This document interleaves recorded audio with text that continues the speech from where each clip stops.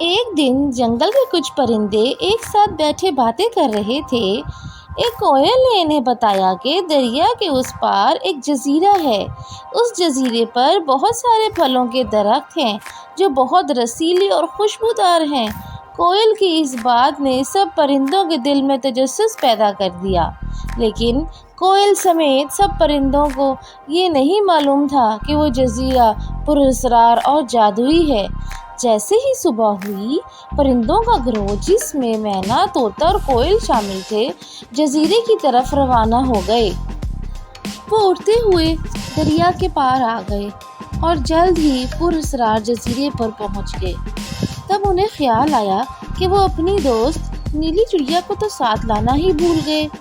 جزیرہ بہت خوبصورت تھا، ہر طرف ہریالی اور خوشبو تھی۔ پرندوں نے درختوں پر لگے رسیلے پھل دیکھے اور فوراً ان کو کھانے لگے، لیکن انہیں یہ معلوم نہیں تھا کہ یہ پھل جادوئی ہیں۔ جیسے ہی انہوں نے پھل کھائے، وہ اچانک غائب ہو گئے اور ایک بوتل میں قید ہو گئے۔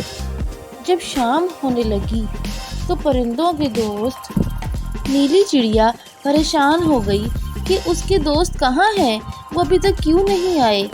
نیلی چڑیا نے جنگل کے دوسرے جانوروں سے پوچھا کہ کیا انہوں نے اس کے دوستوں کو کہیں دیکھا ہے۔ ایک عقل مند کبوتر نے بتایا کہ اس نے ان پرندوں کو پراسرار جزیرے کی طرف جاتے دیکھا تھا۔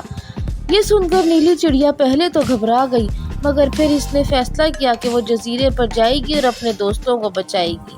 نیلی چڑیا نے ہمت سے جزیرے کی طرف اڑنا شروع کر دیا۔